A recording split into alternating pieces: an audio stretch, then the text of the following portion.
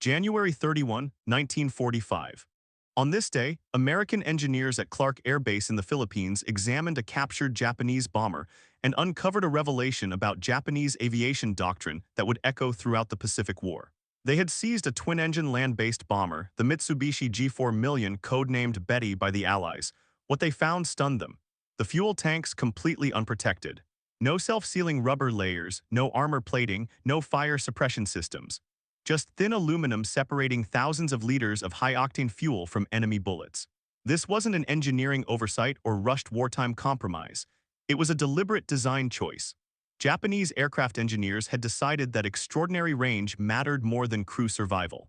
And the Betty bomber achieved something remarkable. A range of more than 37,000 miles, 6,000 plus km, in its early specification. A figure far exceeding that of any Allied bomber in 1941. But that range came at a cost. If you enjoy uncovering the lesser-told stories of World War II, make sure to hit subscribe now and join the channel so you don't miss the next deep dive. In this hour-long story, we'll trace how the Betty bomber went from cutting-edge triumph to deadly liability. From the sinking of major British warships to the bloody skies above Guadalcanal to the final kamikaze roll, and ultimately how design decisions sealed the fate of many of its own crews. Let's begin.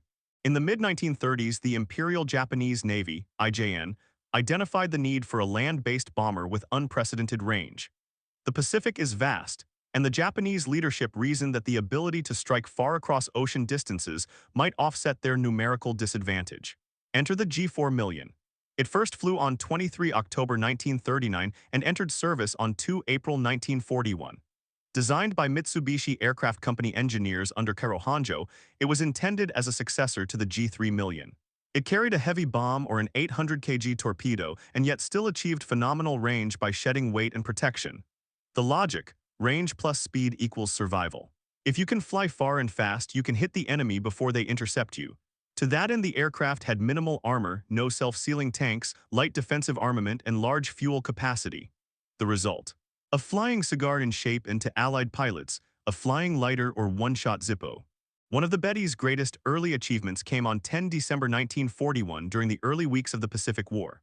Alongside earlier G3M bombers, G4M attacked and sank the British battleship HMS Prince of Wales and battlecruiser HMS Repulse. It was the first time capital ships in open waters were sunk solely by air power while defending themselves. These strikes shocked naval strategists. The Betty had demonstrated that long-range land-based aircraft could threaten seagoing capital ships in ways unimagined before.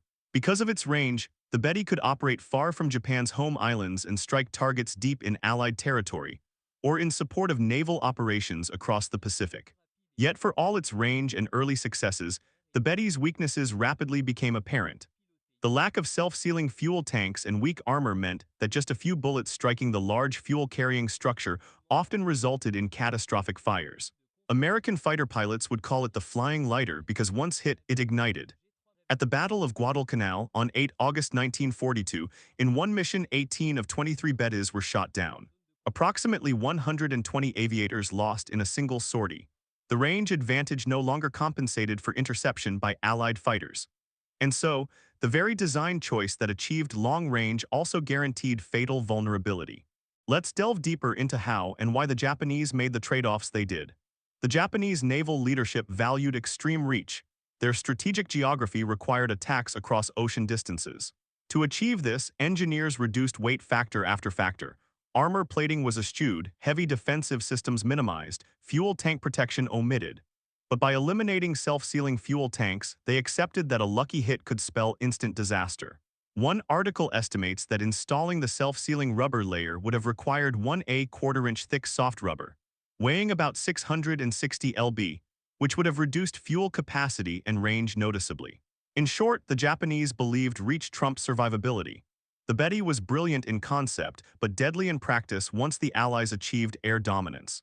The Betty served across the Pacific, from the Philippines, notably the 8 December 1941 attack on Clark Field, to the Solomon Islands, New Guinea, and the final kamikaze missions. It was used both as a torpedo bomber and conventional bomber, launching attacks on shipping, land targets, and naval installations. Moreover, later in the war, the Betty would serve as the mothership carrying the rocket-powered kamikaze aircraft Yokosuka MX-07 Ohka, further underscoring its role in desperate late-war doctrine. On 8 December 1941, Betty bombers devastated American air power at Clark Field in the Philippines. Their long range allowed the Japanese to strike far out, and the psychological shock of the attack was profound. When the American engineers captured a Betty at Clark Air Base later, January 31, 1945, they discovered the unprotected fuel tanks and recognized how Japanese designers had prioritized range over protection. This captures the stark design philosophy: achieve the mission, accept risk. Even as Allied air power improved, the Betty's vulnerability became fatal. At Guadalcanal and elsewhere, the Betty's lack of protection caught up with it. Against increasing Allied fighter coverage and anti-aircraft defenses, the loss rate soared. The same features that made it long-ranged became liabilities. The Japanese Navy attempted modifications, adding some armor, better fuel tank protection in later versions, but by then the strategic tide was turning. With the Allies gaining air superiority, the Betty bomber became a liability rather than an asset. In the final years of the war, the Betty's role shifted. It carried Ohka kamikaze rockets and acted in desperate defensive operations for the Japanese homeland. Its previous glory as a long-range strike bomber was overshadowed by its vulnerability. Of the 24-35 Bettas built, none survive intact today. Its story remains a striking example of how strategic priorities shape design and how those same choices can have deadly consequences. Why does this story matter? Because it shows that engineering decisions are not just technical, they are strategic and moral.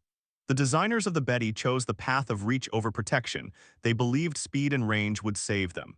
But war proved otherwise. For your viewers, this is not just an aircraft story, it's a human story. Crews flying in these machines knew the risks. Some missions offered spectacular reach, but each sortie carried a shadow.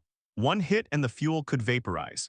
When you see a photograph of a Betty in flames, remember, design choices created that image. And when you hear of the sinking of the Prince of Wales and Repulse, remember, the aircraft that did it paid a heavy price. As we wrap up, the Betty bomber achieved something few aircraft could: long-range strikes across the Pacific, early naval air victories, tactical surprise. But it did so by trading away protection, leaving its crews exposed to enormous risk. Its legacy is ambivalent: bold in ambition, tragic in outcome. Thank you for watching this deep dive into the Mitsubishi G4M Betty. If you found this intriguing and want more World War aviation stories, please subscribe now and click the notification bell so you don't miss our next video. Let me also know in the comments, which aircraft or mission from WWO would you like us to explore next? Until next time, fly safe, remember the past, and keep exploring the skies of history.